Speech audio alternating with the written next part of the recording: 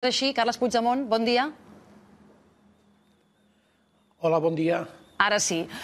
Sí, perquè si no era molt difícil fer l'entrevista, si no garantíem que ens podíem sentir. Jo li deia, no sé si m'ha estat sentint fins ara, per tant, deia...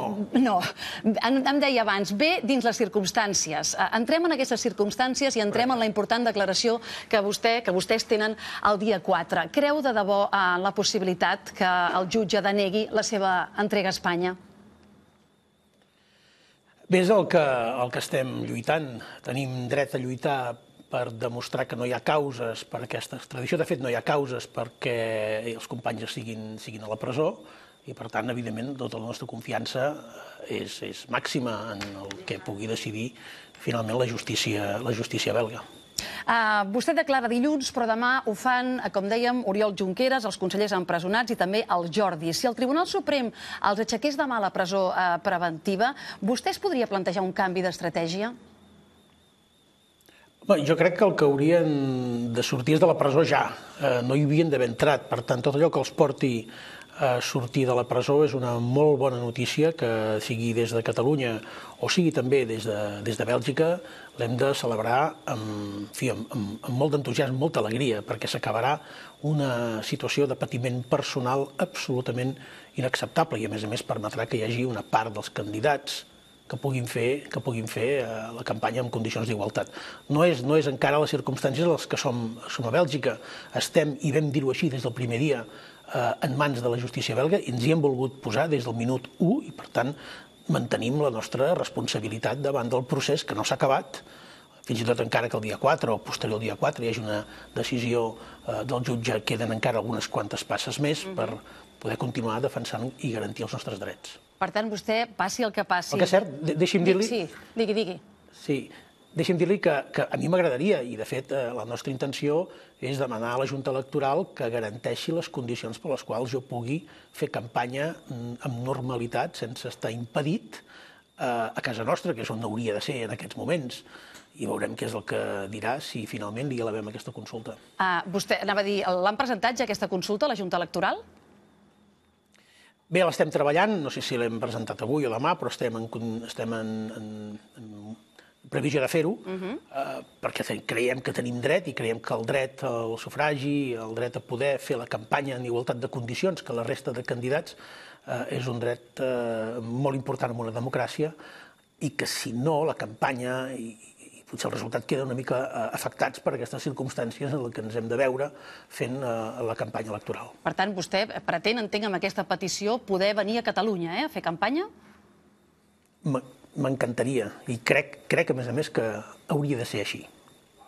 Tornant a la declaració de demà, li preguntava això, és a dir, vostè em dona a entendre que l'estratègia de defensa dels qui són a la presó d'Estremera, del Calameco o de Soto del Real és una i que la seva és una altra, però li preguntava això, si en funció del que passés demà, vostè, per exemple, es planteja presentar-se voluntàriament si la decisió demà és aixecar aquesta presó preventiva? És que nosaltres, de moment, estem en mans de la justícia belga i no hi ha cap possibilitat ni cap voluntat, per altra banda, que vulguem sostreure'ns de la nostra responsabilitat que ara tenim davant de la justícia belga. Ell està tramitant un mandat d'arrest europeu. Fins que no s'acabi aquesta tramitació, nosaltres tenim el deure, fins i tot, d'estar aquí i, naturalment, no tenim cap intenció d'eludir aquest deure. Si abans de la campanya, cosa no és previsible, hi hagués una resolució ferma i definitiva, aleshores ens actuaríem en conseqüència. L'acatament del 155, el reconeixement del marc constitucional, més o menys explícitament, perquè hi ha hagut de tot, són alguns dels arguments de la defensa dels empresonats. Vostè aquesta estratègia l'assumiria, arribat al cas? El que hagi de fer la gent que és a la presó injustament està ben fet. El patiment personal i familiar que s'han obligat a viure els companys, consellers i conselleres, el vicepresident, és indigne. És absolutament indigne, és indecent fins i tot. Per tant, què menys que voler sortir de la presó i què menys que reivindicar la seva correcció en les coses que ens han portat fins aquí. Nosaltres ens hi hem referit moltes vegades a la Constitució. La Constitució no només té un o dos o tres articles a conveniència, en té d'altres. I alguns dels articles de la Constitució han quedat clarament violats, per exemple, pel 155, o per exemple per l'entrada en presó, o per exemple per la suspensió i cessament dels càrrecs de la Generalitat i l'acabament insòlit en democràcia d'una legislatura perfectament legítima. Fa un mes d'aquell dilluns en què tothom... Digui. No, li deia que fins i tot s'acaba de demostrar ara amb la reforma del reglament del Parlament de Catalunya. Estaria bé poder recordar alguns vídeos, alguns articles d'alguns diaris del que es va arribar a dir de la reforma del Parlament de Catalunya, de que si era, fins i tot crec recordar la demanda de l'advocacia de l'Estat, deia que parlava d'una reforma grollerament anticonstitucional. Alguns van parlar de cop d'Estat. I què ha dit finalment el Tribunal Constitucional? No ens ha dit el que dèiem. I tot aquell circ que es va muntar a l'entorn de la reforma del reglament del Parlament, el qüestionament dels drets dels diputats, què ha quedat? Doncs que hi ha una sentència del Constitucional que diu que és ben fet allò que vam fer. Per tant, alerta a agafar només la part de la Constitució que m'interessa només en alguns. Vostè ara feia referència al patiment de les persones que són a la presó. El patiment aquí a Bèlgica com és? És a dir, com ho viu vostè? En una situació que és també d'estar atrapat, però d'una manera diferent. Expliqui'ns. Aquí podem sentir el que representa estar en la llibertat de defensar els teus drets i la legitimitat del càrrec que representes. Els consellers i conselleres que m'acompanyen ho sentim cada dia i ho podem defensar, ho podem treballar i podem servir a l'encàrrec que ens va fer el poble de Catalunya i el Parlament de Catalunya d'aquesta manera. I per tant tenim aquesta, diguem-ne, gratificació de poder continuar treballant i de poder defensar-nos, de poder explicar-nos no només cara endins, sinó també molt de cara enfora. Per altra banda, a ningú se li escapa que avui fa un mes exacte que vam arribar, estar lluny de casa, tenir dificultats òbvies de comunicacions, sobretot els primers dies, doncs no és gens agradable i has de fer el cor fort en alguns moments, però també he de dir que la gratitud, l'escalf, la solidaritat que estem rebent cada dia és tan gran, també de gent d'aquí, que això ens dona tots els ànims i les piles que ens poguessin faltar pel fet d'estar lluny de casa. Vostè va dubtar en algun moment, en aquells dies clau també, si marxar o quedar-se? Estava en funció també de la resposta de l'Estat, que la teníem més o menys calibrada, però que, vista l'envergadura i l'abast del que considerem que és un veritable cop d'estat constitucional del 155, deixava pocs llocs al dubte si havíem de continuar defensant la legitimitat de la nostra feina, de la nostra elecció, de la voluntat dels catalans. No ho podíem fer tots a la presó. Alguns havíem de poder treballar amb la llibertat que feliçment, dintre les circumstàncies, hem pogut treballar aquest mes. Els seus advocats els han dit que si això els pot perjudicar processualment si finalment se'ls entrega a la justícia espanyola? En principi no hauria de ser així, perquè nosaltres no hem estat ni un sol minut fora de la justícia. Vam arribar a Bèlgica sense cap tipus de demanda, sense cap tipus d'ordre europea d'arrest, perfecta legalitat. Hem estat amb tota transparència des del primer moment. Les autoritats saben el que fem aquí, i quan vaig assabentar-me, ens vam assabentar que per la premsa, com sempre se solen assabentar les coses de la justícia espanyola, que hi havia un mandat d'arrest i que hi havia una citació que encara no havíem rebut per un dia determinat, vam entrar un escrit a les autoritats judicials belgues dient que davant d'aquesta informació que diu que arribarà això, sàpiguen que nosaltres estem en absoluta disposició de col·laborar i estem a la seva disposició. Per tant, en tot moment hem estat en situació d'absoluta legalitat.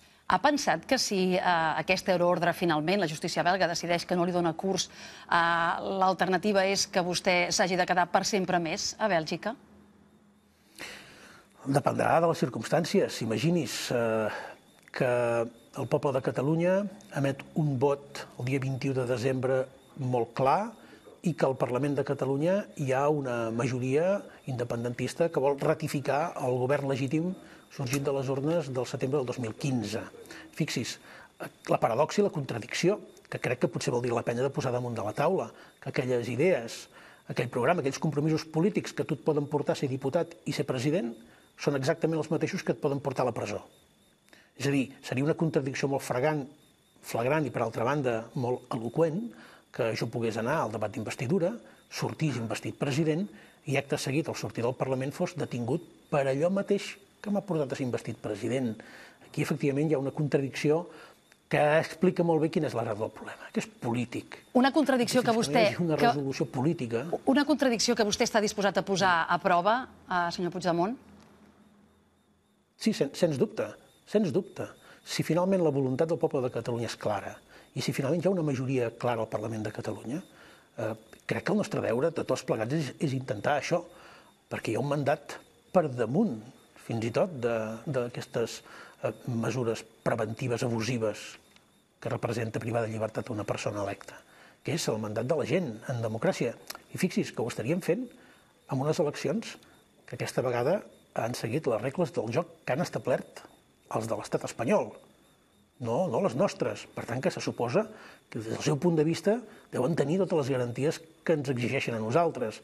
Per tant, si vull així, vull la repressió, la violència, els 10.000 policies, els empresonaments, els exilis, etc., vull així, el Parlament i el poble de Catalunya emet un missatge clar, la pregunta és, ho respectarà això l'estat espanyol? I respectar vol dir dues coses bàsiques. Una, retirarà el 155 aquella nit mateix perquè haurà quedat desautoritzat i reprovat pel poble de Catalunya. És molt important que el tripartit del 155 respongui a aquesta pregunta aquests dies de campanya electoral perquè la gent té dret a saber-ho. I segona, si el resultat electoral diu que hi ha d'haver una majoria independentista i es vol ratificar el govern que és a l'exili a la presó, respectaran també la voluntat del poble de Catalunya? Sigui quin sigui el resultat, vostè aposta perquè es restitueixi el govern tal i com era, al sorgit de les urnes del 2015. El seu cartell és Puigdemont, el nostre president, punt. És a dir, Puigdemont ha de ser el president, si sumen, si hi ha prous números, guanyi qui guanyi aquestes eleccions en el flanc, per entendre'ns, independentista? És que ha d'haver-hi el vicepresident Junqueras, ha d'haver-hi el conseller Turull, ha d'haver-hi el conseller Romeva, és a dir, el govern que legítimament és fruit d'una voluntat legítima del Parlament de Catalunya, no ha de quedar restituït perquè no hauria d'haver estat cessat, sinó que ha de continuar fent la feina que se li va encarregar. Hi ha una feina per fer. Per tant, el normal és això. Però, com sempre, dependrà de les circumstàncies i de les condicions en què es pugui celebrar aquesta campanya electoral, de les regles del joc i del resultat. Dic això perquè el que és bastant anòmal, i ens hauríem de mirar de no acostumar a les anomalies, per bé que ens n'envolten moltes, és que una part important de les opcions que els catalans poden triar en aquestes eleccions, una part important, no té les mateixes condicions que la resta. I això és jugar, deixi-m'ho dir així, fent trampes i amb l'àrbit a favor. Uns candidats no podem estar amb la nostra gent demanant el vot perquè són a la presó o perquè estem fora. I, a més, amb presència excessiva i injustificada d'agents policials al nostre carrer, suposadament vigilant que tots ens portem bé i que segurament votem bé, que ja sabem què vol dir això. Marta Rovira ha parlat d'un doble govern, un a l'exili a Bèlgica i un altre d'executiu. N'ha parlat amb ella, Marta Rovira va ser una de les persones que l'ha visitat aquests dies, i exactament aquesta fórmula com se sustentaria? Bé, amb la Marta Rovira vam parlar, efectivament, va venir a veure, va ser una trobada molt agradable, vam intentar veure si hi havia la possibilitat, que crec que és la que desitjava el conjunt de la població, d'anar junts, d'anar el més junts possible. Finalment crec que s'ha triat per la fórmula que cadascú ha considerat oportuna, però el que sí que vam quedar és que en funció també de les circumstàncies de la campanya i dels resultats haurem de prendre totes les decisions, que en cap cas passen per deslegitimar el govern ni el mandat parlamentari d'unes eleccions tan legítimes com van ser les del 27 de setembre del 2015. Hem passat molt de puntetes sobre un fet gravíssim, i és que unes eleccions com les del 15, que van tenir el rècord de participació en la història d'unes eleccions al Parlament, on la força guanyadora va tenir el suport més ampli de la història d'una força política, han estat anul·lades per un decret, per una voluntat d'algú que no li va agradar el resultat del que van votar els catalans. No ho podem perdre de vista perquè és aquí on hi ha el fonament del problema. Perquè vol dir que quan els catalans votem una cosa que no agrada, qui veritablement ens ha ensenyat que té el poder, doncs poden fins i tot violentar la democràcia. Pot passar això amb aquestes eleccions del 21 de desembre? Ho hauríem de demanar en el tripartit del 155. Escoltin, si els catalans tornen a votar allò que a vostès no els agrada, ens continuaran aplicant aquesta recepta, diguem-ne, de pal, o realment hi haurà un moment que se'n donaran compte que en democràcia el que preval per damunt de tot, encara que el resultat no ens agradi, és el que desitgen els ciutadans d'un país. Sobretot si ho fan, com ho ha fet i ho està fent el poble de Catalunya admirablement, en pau i de forma absolutament pacífica. Una persona que voti Carles Puigdemont el 21 de desembre està votant tranquil·litat o incertesa? El que està votant és una certesa absoluta, que és la que hem acreditat en aquests anys que hem estat governant el país i en el que s'han produït les millors dades de la història, per exemple, en termes econòmics. Està votant la certesa que nosaltres no tindrem doble fidelitat, que en tindrem una. Està votant la certesa que nosaltres no obrirem la porta a l'estat espanyol quan li convingui alterar les regles del joc i li facilitarem que a través del 155 es malmetin les nostres institucions, es triturin les polítiques públiques que ens hem dotat entre tots durant tots aquests anys i, evidentment, s'intenti perjudicar l'imatge de Catalunya. Està votant aquestes certeses. Votar Junts per Catalunya és això. I, de fet, durant molts anys l'esperit del que representen o representem molts dels que ens presentem, no només a Junts per Catalunya, és el que ha anat votant el poble de Catalunya al llarg d'aquestes dècades. Escolti'm, això que ens està explicant vol dir unilateralitat? Li dic perquè sap que aquests dies el debat sobre unilateralitat i bilateralitat s'ha fet un lloc i tothom té la sensació que vol saber per què servirà el seu vot i vol saber si els programes electorals inclouran o exclouran aquesta acció que acompanyada sempre de la proposta de diàleg, ahir en parlàvem amb Marta Rovira, sempre és veritat que en molts documents hi afegia. I si aquest diàleg no hi és, nosaltres sabem com fer-ho i sabem com tirar-ho endavant al marge d'aquest diàleg. Per tant, el programa electoral de Junts per Catalunya i Carles Puigdemont personalment exclou o inclou la unilateralitat de cara a aquesta propera legislatura? A veure, al davant hi tenim un tripartit del 155 que ha actuat amb absoluta unilateralitat. O és que el 155 ha estat bilateral i s'ha pactat amb la part catalana? O és que les decisions arbitràries del govern Rajoy amb el suport del Partit Socialista, que és un aliat entusiasta de les polítiques del senyor Rajoy i de Ciutadans, han estat dialogades amb la societat catalana? Que és que la violència policial no ha estat unilateral? És que no són unilaterals molts missatges que ens arriben i els decrets per intentar facilitar que les empreses marxin de Catalunya. Tot això és unilateral. Però jo li preguntava pel que depèn de vostè. Jo li preguntava del que depèn de vostès. Si al davant tenim algú que no exclou la unilateralitat i vaja si no l'exclou, nosaltres no podem excloure res. Ara, miri, ahir jo repassava una conferència que vaig fer a principi d'any a Madrid, en la que, recomano que la gent se la llegeixi, perquè crec que deu encara, si no l'han despenjat, devia estar penjada a la web del Govern de Catalunya. I que la llegeixin bé, perquè allà dèiem exactament el que he estat dient i el que direm sempre. Nosaltres, la prioritat és la negociació i el diàleg. Ho ha estat sempre. I ens hem trobat que hi ha hagut una negació unilateral d'aquest diàleg. Sempre. Que és una manera d'imposar la força. Qui no vol dialogar i té responsabilitat en el diàleg i declina el diàleg, és evident que està actuant de manera unilateral. Què hem de fer davant d'això? Ens hem de resignar? Hem de fer diguem-ne, de servents dels qui tenen la voluntat d'imposar-nos? O tenim el dret dignament de dir no, per aquí no hi passem? I si finalment el poble de Catalunya decideix que majoritàriament hi ha una decisió que és compartida per tothom, això no és una decisió unilateral, precisament és molt col·lectiva. Què hi pot haver-hi d'unilateral amb una decisió d'una majoria absoluta del poble de Catalunya? L'unilateral seria no fer-li cas. Al marge dels adjectius que li vulguem posar, president, jo li preguntava justament perquè aquest dret que vostè reivindica en aquests moments ens ha portat on som. Vostès a Bèlgica, hi ha una part del govern empresonat, hi ha un 155, no hi ha autogovern, alguns ho estan pagant amb la seva llibertat. Per això li preguntava si del que vostè depèn repetiria la jugada, senyor Puigdemont.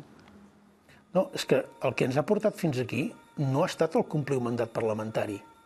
Això se'n diu democràcia. El que ens ha portat fins aquí és un cop d'estat. És un cop d'estat constitucional, una vulneració de la pròpia Constitució amb una aplicació il·lícita, il·legal, abusiva del 155 i contra això hi hem de dedicar-hi totes les forces i no ens hi podem resignar a acceptar i naturalitzar que les decisions es prenguin d'aquesta manera? Amb quina legitimitat, per exemple, el govern del Partit Popular, que no arriba al 10% de suport a Catalunya, està governant, està decidint sobre nosaltres, per exemple, en temes com Sixena? Amb quina legitimitat? És contra això que hem de dir el dia 21 de desembre prou.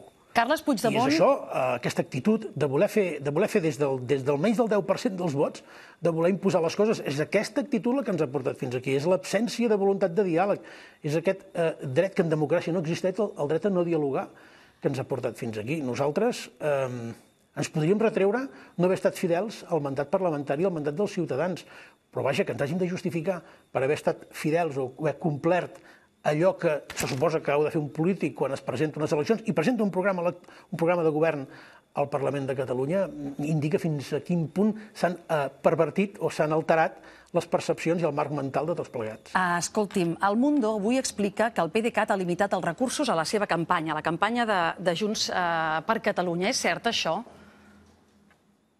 Perdoni, no l'he entès bé. Que el Mundo... Ha limitat els recursos? Sí, és a dir, ve a dir que el PDeCAT ha limitat els recursos econòmics a la campanya de Junts per Catalunya. Jo li preguntava si és cert això i qui paga, en tot cas, aquesta campanya, si és que és cert. Comprendrà que, tractant-se del Mundo, prefereixi que parli primer amb el partit per verificar la veracitat d'aquestes informacions. Ens han envoltat des de fa mesos, jo diria anys, tot un conjunt d'informacions tòxiques que el que intenten és condicionar el marc mental sobre les coses. Amb el PDeCAT s'ha integrat a Junts per Catalunya, amb tot, i a més de manera entusiasta, i evidentment hi és per moltes raons, entre altres coses perquè crec que és la millor manera de servir els interessos del poble de Catalunya, com ha fet sempre. I per tant, vaja, i la reunió que jo vaig tenir encara ahir amb quadres territorials del PDeCAT, que vaig tenir abans d'ahir, amb responsables del PDeCAT, li ben asseguro que indica un grau de compromís que ja voldrien alguns tenir. El PDeCAT no té la sensació que té el millor candidat que podia tenir, però el que va més per lliure? No sé, gairebé em sembla una pregunta d'interpretació psicològica. Sí, li pregunto com ho viu vostè. Com ho viu vostè? Al contrari, jo ho vic amb una gran comoditat, és a dir, em sento absolutament còmode amb l'actitud del PDeCAT, precisament gràcies al PDeCAT som aquí. Podem fer una candidatura que és el que més s'assembla a l'intent de candidatura conjunta. De fet, és una candidatura en què la gent voti el que voti, quan s'hi reflecteixi com un mirall, s'hi podrà reconèixer.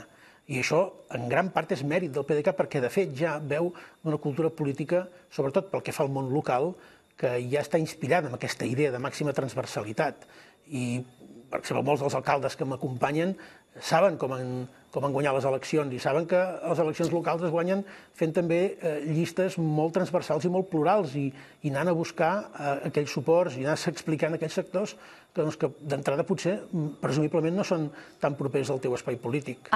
Senyor Puigdemont, aquest mes d'octubre segurament han passat més coses de les que tots podíem digerir, començant per l'1 d'octubre, acabant per aquell divendres en què es va proclamar la República, va entrar en vigor el 155 i es van convocar eleccions. Sap que s'ha escrit molt sobre què va passar aquells dies. Hi ha una mena de forat negre que es va reconstruint, amb més o menys encert, entre les 12 del migdia del 26 d'octubre, quan se'ns anuncia que vostè surt a convocar eleccions, i les 5 de la tarda, en què no hi ha convocatòria, i es tira endavant amb la declaració d'independència al Parlament.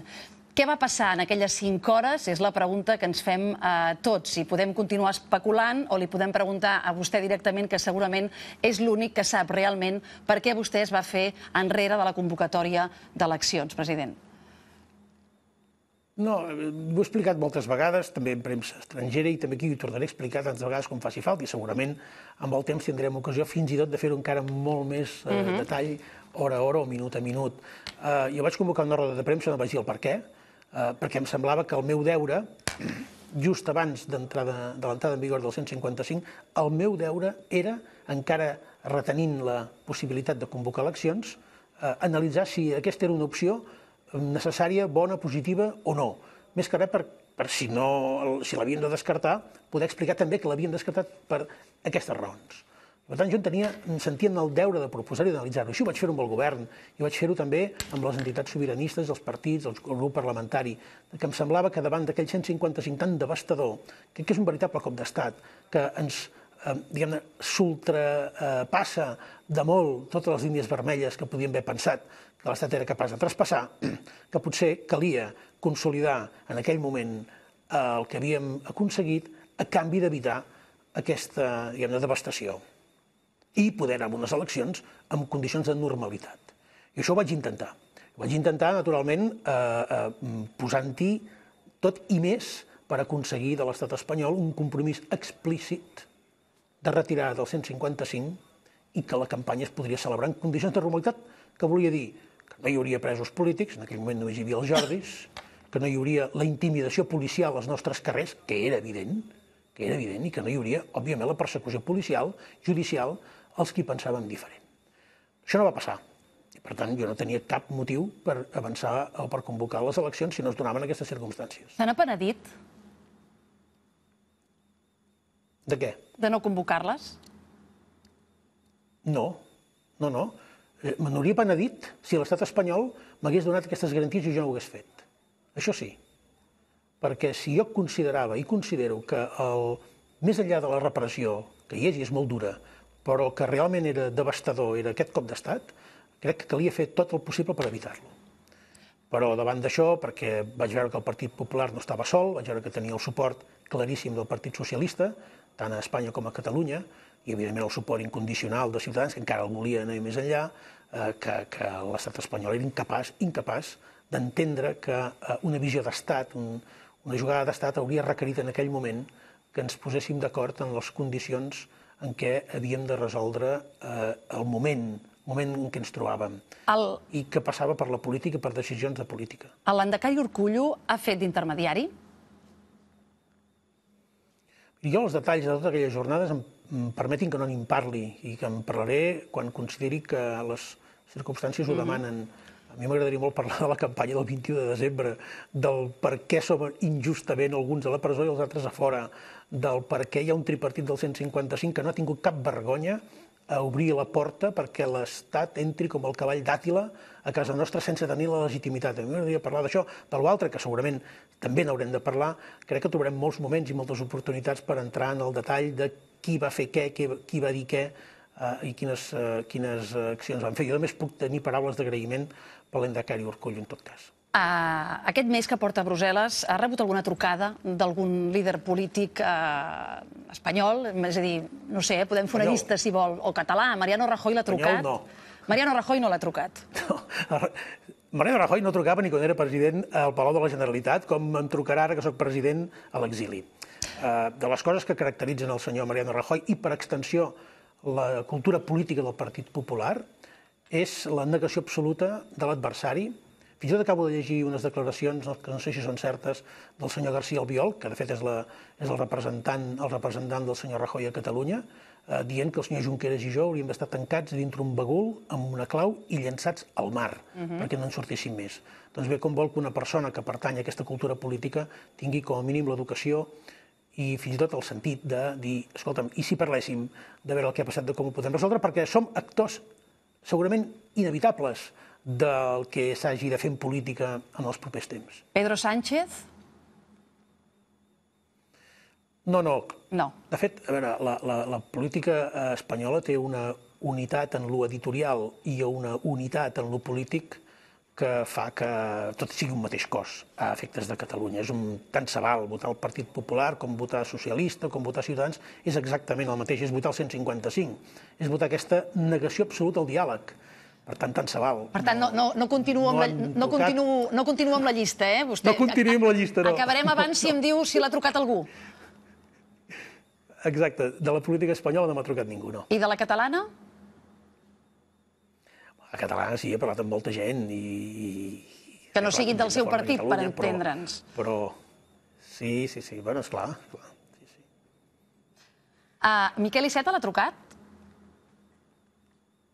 No m'ha trucat. També reconec que ho tenen difícil, almenys els primers dies, perquè naturalment aquí anem amb uns sistemes de comunicació discrets i algun dels contactes, no tenia tots els contactes actualitzats. Si algú ho ha intentat, per tant no puc dir que no ho hagi fet. Si ho ha intentat, en tot cas a mi no m'ha arribat. Escolti'm, vostè d'aquí un any com es veu? Un any més vell. I què més? Espero poder gaudir de salut, de poder estar en companyia de la gent que estimo, de la gent que m'aprecia i poder continuar servint en la posició que sigui, la que decideixi el poble de Catalunya, poder servir la meva gent. És difícil fer previsions, no ja a un any vista, sinó a 6 mesos vista, atès les circumstàncies, perquè pots passar tranquil·lament de complir un mandat parlamentari a ser perseguit per la justícia i amb una petició de 30 anys de presó al darrere per haver fet allò. Sí, com sigui, esperem un dia poder conversar, no en la distància, sinó en aquest plató. Carles Puigdemont, gràcies per ser als matins avui. Bon dia i bona sort. Moltes gràcies, bon dia.